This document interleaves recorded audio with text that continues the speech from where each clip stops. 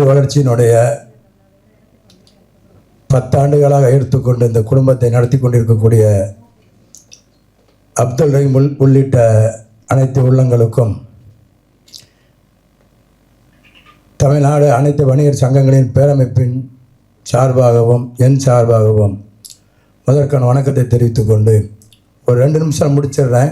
எனக்கு நான் நிறைய பேசணும்னு நினச்சேன். அந்த இடத்துல ஒரு சார் எந்திரிச்சு போயிருக்காரு.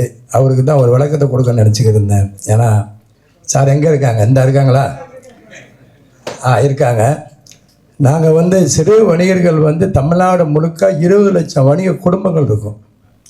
அதில் பெரு வணிகர்கள் ஒரு 10 லட்சம் பேர் இருப்பாங்க.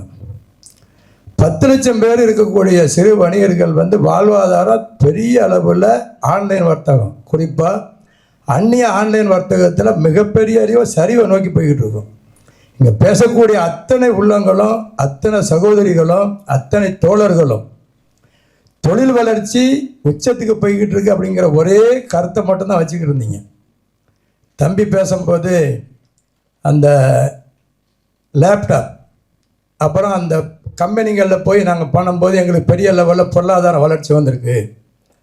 ஒரு சகோதரி பேசும்போது நாங்கள் பெரிய அளவில் உச்சத்தில் இருக்கிறோம். இன்றைக்கி இப்போ பேசின சகோதரி பேசும்போது அடுத்த கட்டம். ஆனால் சிறு வணிகர்கள் 10 லட்சம் குடும்பங்கள் பெரிய அளவில் வாழ்வாதாரத்தை இழக்கக்கூடிய சூழ்நிலை இருக்குது. உங்களுக்கெல்லாம் தெரியும், எவ்வளவு பெரிய தொழில் புரட்சி ஏற்பட்டாலும் விவசாயிகளும் வணிகர்களும் இல்லை என்ற அந்த நாடு இருக்கவே இருக்காது. காரணம், விவசாயிகள் உற்பத்தி பண்ணக்கூடிய பொருட்களை மார்க்கெட் பண்ணி செய்யக்கூடிய சிறு வணிகர்கள் தான் வணிகர்கள். நாங்கள் தொடர்ந்து இதை பேசும்போது சார் சொன்னாங்க, 35% மானியம் கொடுக்குறோம். அரசுக்கிட்ட இருந்து வாங்கி 35% மானியம் கொடுக்குறோங்கிற ஒரு வார்த்தையை வச்சாங்க. 10 கோரிக்கைகள் பேசிக்கிட்டு இருக்கும்போது சகோதரி 2 கோரிக்கையோட முடிங்க, டைம் ஆகுது, எல்லாரும் பேசணும், எல்லாருக்கும் ஒரு வாய்ப்பு கொடுக்கணும் அப்படிங்கிற வாய்ப்பை சொன்னாங்க. அதனால தான் நான் பேசுகிறதுக்கே வரல. கடைசியில் வாய்ப்பு இருந்தால் 2 நிமிஷம் பேசிட்டு போன்னு உட்காந்தேன். இதில் 35% மானியம் சிறு வணிகர்களுக்கு கொடுக்குறாங்களான்னா எனக்கு தெரிஞ்சு இல்லை. சார் இதில் வாக்குறுதி கொடுத்துருக்காங்க. சாருடைய விசிட்டிங் கார்டை எங்களுடைய செய்தி தொடர்பாளர் வாங்குவார். அவரை தொடர்ந்து நாங்கள் ஒவ்வொரு கூட்டத்தும் கூப்பிடுறோம். இது மாதிரி இல்லை, மாநாடு நடந்ததுன்னா ஒரு 50,000 பேரை அழைச்சி மாநாடு நடத்துவோம். இது 10 வருஷமாக நடத்துகிறாங்க. 8 வருஷமாக நாங்கள் மாநாடு நடத்துகிறோம். என் தலைமையில் 8 வருஷமாக மாநாடு நடத்திக்கிட்டு இருக்கிறோம். ஒவ்வொரு முறையும் ஒவ்வொரு தலைவர்களும் கூப்பிடுவோம். இப்போ சென்னை மண்டல மாநாடு 4/11 வள்ளூர் கோட்டத்தில் இருக்குது. அதுக்கு இன்றைக்கி இருக்கக்கூடிய தமிழக முதல்வருடைய வேண்டுகோளுக்கு இணங்க நாங்கள் போய் அவங்களை சந்திக்கிறதுக்கு ஏற்பாடு பண்ணோம். ஐயா சபாநாயகரை நேற்று சந்தித்து அதில் ஒரு 3 அமைச்சர்களை அனுப்புறதா சொல்லியிருக்காங்க. அமைச்சர்கிட்ட ஒரே 10 கோரிக்கை வைப்போம், அவ்வளோதான்.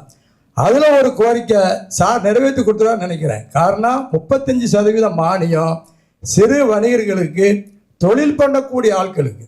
உதாரணத்துக்கு எடுத்துக்கிட்டோம்னா ஒரு பெட்டி கடை இருக்கும். அதில் ஒரு மிஞ்சி இருந்தால் ஒரு 50,000 சரக்கு தான் இருக்கும். அவருக்கு 2 லட்சம் லோன் கொடுக்குறாங்க அப்படின்னு சொன்னோம்னா சாத்தியமாக தெரில. இதில் பேசுகிறத வச்சு நான் சொல்ல வரேன். நாங்களாம் தொடர்ந்து ஒவ்வொரு வங்கி மூலியமாகவும் மேலாளர்களை சந்திப்போம். ஒரு 5 வங்கிக்கு ஒரு பெரிய அதிகாரி இருப்பார், அவரை போய் சந்திப்போம். யார் எடுத்தாலும் இந்த சிறு வணிகர்களை அலட்சிய போக்காக நடத்திக்கிட்டு இருப்பாங்க. ஒருவேளை பெரிய வணிகர்களாக இருந்தால், இந்த தொழில் வளர்ச்சியில் புரட்சி ஏற்படக்கூடிய வணிகர்களாக இருந்தால், இப்போ எங்களுக்கெல்லாம் பார்த்தோம்னா எங்களுக்கெல்லாம் எடுத்தோன்னே யாரை ஞாபகம் வரும்னா சிவநாடர் தான் ஞாபகம் வரும். எடுத்தோன்னே யாரை ஞாபகம் வரும்னா சரணாசோர் தான் ஞாபகம் வரும். இப்படி ஒரு பெரிய ஆட்களாக இருந்தால் மட்டும்தான் அந்த அரசு அவங்க மேலே கவனம் செலுத்துமோங்கிறத எனக்கு சந்தேகமாக இருக்குது. காரணம், ஒவ்வொரு வங்கி மூலியமாகவும் இன்றைக்கி கூட காலையில் பார்த்தேன், ஒரு மேலாளர் பார்க்கும்போது முத்ரா வங்கின்னு ஒரு வணிகர்களுக்கு இருக்குது. இந்த வணிகர்களுக்கு தொழில் பண்ணக்கூடியவர்களுக்கு முத்ரா வங்கி இருக்குது.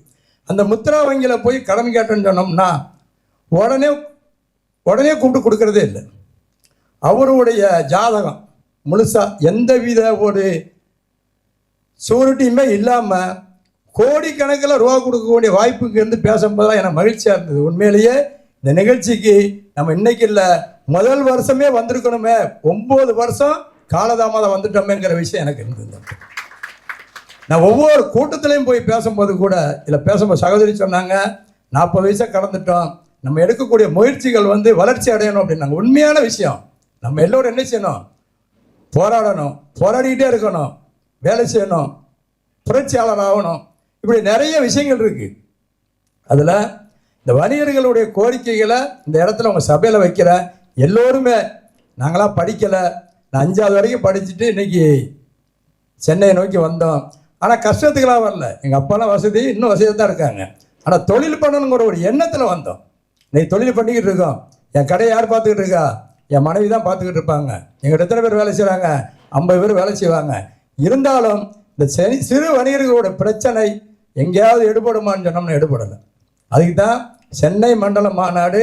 அதுவும் இல்லாமல் நாங்கள் பாருங்கள், மே 5 மாநாடு, 4ஆம் தேதி ரிசல்ட் வருது. 4ஆம் தேதியை தமிழக முதல்வருக்கு முதல் நன்றி கூட்டத்தில் கிட்டத்தட்ட பார்த்தா ஒரு 25,000 பேர் அந்த கூட்டத்தில் இருப்பாங்க. முதல் நன்றி சொன்னது நாங்கள் தான். அடுத்த மக்கள் சொல்லியிருப்பாங்க. வானகரத்தில், ஸ்ரீவாரி மண்டபத்தில், வானகரத்தில் மிகப்பெரிய அளவில் சொன்னோம். எல்லா பத்திரிகை செய்தி வந்தது. இது ஐயாவுக்கு நாங்கள் லேட்டாக வந்துட்டேன். காரணம் என்னென்னா, காஞ்சிபுரத்தில் ஒரு கூட்டம் முடிச்சுட்டுங்க வந்தேன். ஐயாவை நான் சந்திக்கிறேன்.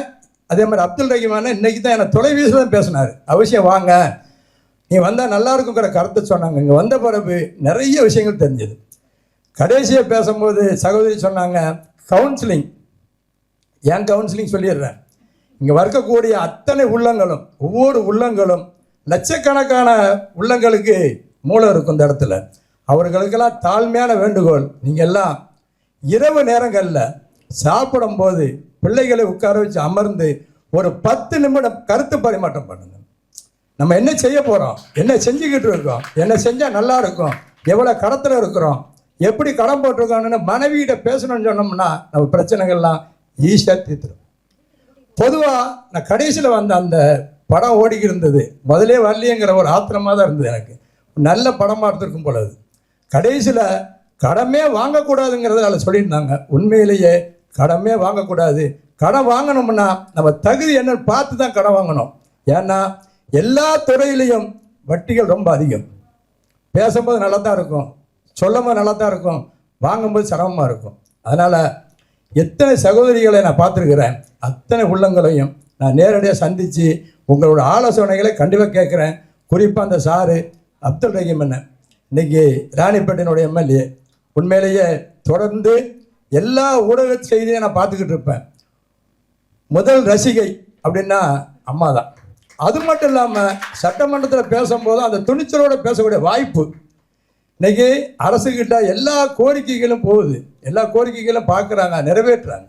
அதனால் எங்களுடைய தமிழ்நாடு அனைத்து வணிக சங்கங்களுடைய பேரமைப்பினுடைய கோரிக்கை 10 கோரிக்கைகளை வரக்கூடிய 4/11 மாநாடு வல்லூரில் நடக்குது. உங்களே அழைக்கிறோம், நீங்களும் வாங்க. அதை ஐயா தமிழக முதல்வர்கள்கிட்ட கொடுங்க. நியாயமான கோரிக்கைகள் தான் இருக்கும், அதை நிறைவேற்றித்தாங்க. நாங்கள் எங்களுக்குன்னு எதுவும் கேட்க மாட்டோம். காரணம், ₹1 ஒரு பொருளை வாங்குறோமா, ₹1 5 பைசா விற்க முடியுமான்னு பார்ப்போம். அப்படி இல்லையா 1 நாளுக்கு விற்போம்.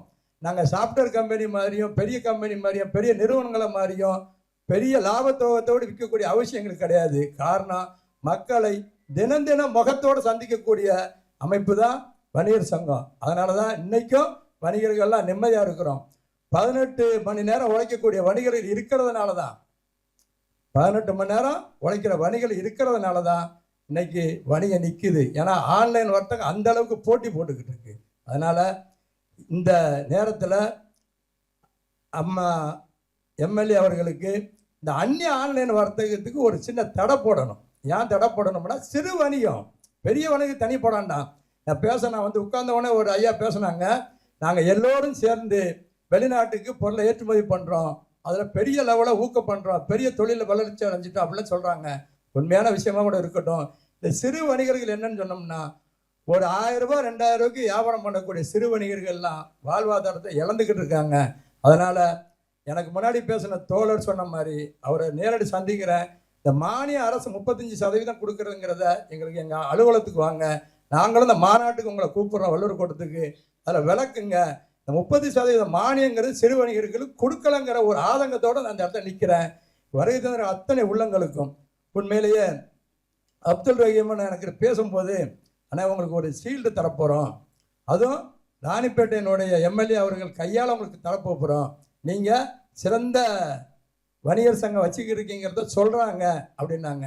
உண்மையிலேயே சிறு வணிகர்களை காப்பாற்றணும் அப்படிங்கிற அடிப்படையில் தான் தமிழ்நாடு அனைத்து வணிகர் சங்கங்கள் அப்படிங்கிற ஒரு பேரை அனைத்தை ஏன் சேர்க்குறோம்னா எல்லா வணிகர்களும் குடும்பமாக வரணுங்கிறதுல தெளிவாக இருந்து பண்ணியிருக்கோம்.